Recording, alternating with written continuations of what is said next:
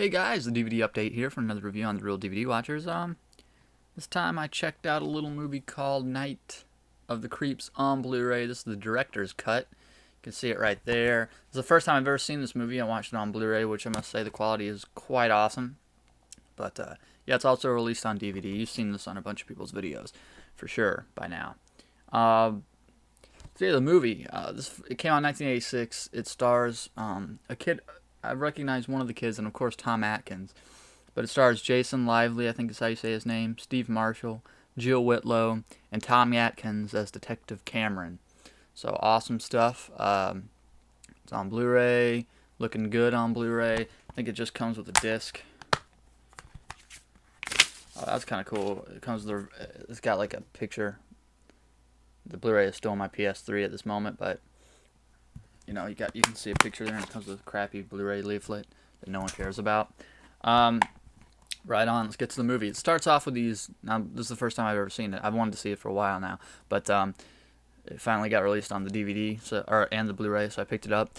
Basically, it starts off with two aliens chasing another alien in an alien spaceship. Now, when I first watched this, since it was kind of cheesy, this part, I was like, oh, it's going to pull out, and they're like watching a cheesy movie on TV. Not so much, but still. The alien design is kind of weird and cool. Anyway, there are two aliens chasing this other alien. I guess who's disgruntled at the world or something. I don't know what's his deal. But he's the one they're chasing is holding this little canister. And then they start talking in this alien language, which also has a subtitle that is an alien subtitle, and up top is also the English subtitle up there. But I like when they do that. Add a little alien subtitle down there. But anyway. They're like, he's got the experiment. We got to get him. So they're shooting at him. He jumps through this door. It closes. They're like, we got to get him before he gets to the escape hatch. So dude gets to the escape hatch, throws this little canister in the escape hatch, presses the button, sends it straight to the United States of America. That's right. Planet Earth. It lands in the U.S. So, that year is 1956, and so this whole part is filmed in black and white. Then when you get into United States, it's filmed in black and white, and it's formal time for the on the sorority row, and so this guy picks up this girl, takes her to the makeout point or whatever after the night's done, and they see a comet come and hit close to them, which is really the canister of top secret stuff that the alien sent down, the disgruntled alien sent down.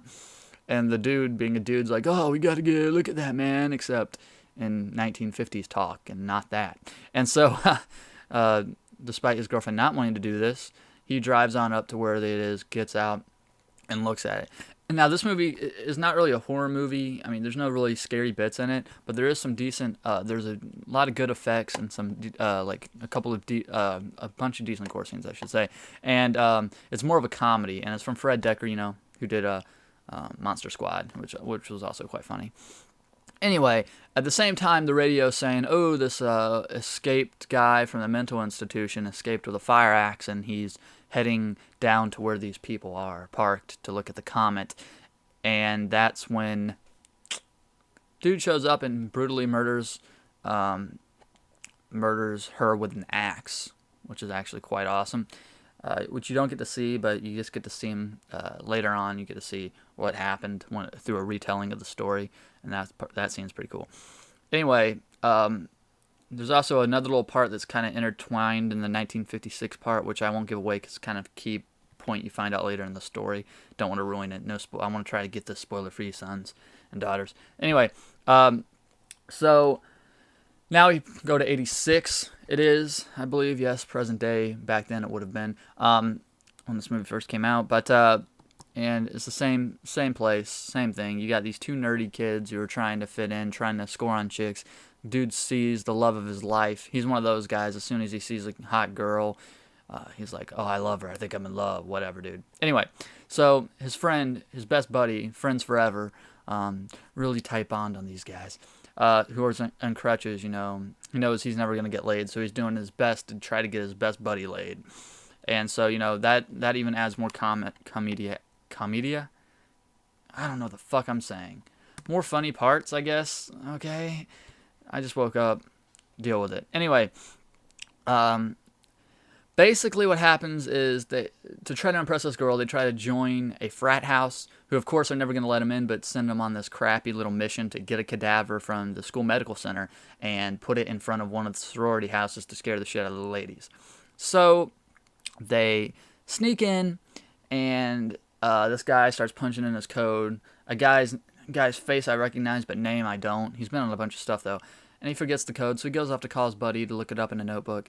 McCrutcherson comes along, and he's just like, sees, ooh, there's one more digit, and he's pressed in. He just randomly picks one and opens up. It's a cryogenics lab with, back to 1956, the boyfriend who was messing around with the comet, which was really the alien experiment, is cryogenically frozen for some reason in this campus area. And Crutchy is like, hey, we gotta, I'm not being politically correct, it's fine. It's okay, it's cool. Anyway, so Crutchy is like, well, yo, we're gonna let this guy out because he's a cadaver, and it'll just be easy to get him out of this machine. Gets him out. Guy grabs him, and they jet. But he, the cryogenic guy, starts killing people, and he's been infected by the alien thing, and for some reason that means that slugs will just fly out of his mouth into other people's mouth, thus getting into their brain, eating their brain, and turning them into zombies that, once again, spread more slugness. And so basically the next part is the cop, played by Tom Atkins, who is awesome. It's 27 years later, and he's still riding around in the same 50s police car. It's awesome. All the police cars pull up, and they're those 80s style Fords that the cops used back then. And then he just pulls up, and it's still in this 1950s police car. It's awesome. And he has this catchphrase every time he gets a call. He's like, thrill me. Thrill me.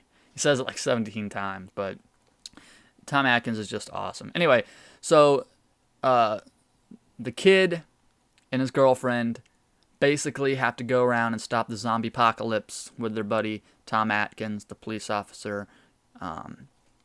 And that's the movie. And it's great because in order to kill them, you have to shoot them in the head, kind of like a traditional zombie. Their heads then explode with these leech-like things, and then you have to burn them, which later comes in for this. He carries around a flamethrower, and his girl over here that he finally scores with carries around a shotgun to blast their face off. It's great. And the slugs attack anything. Animals, they get a cat.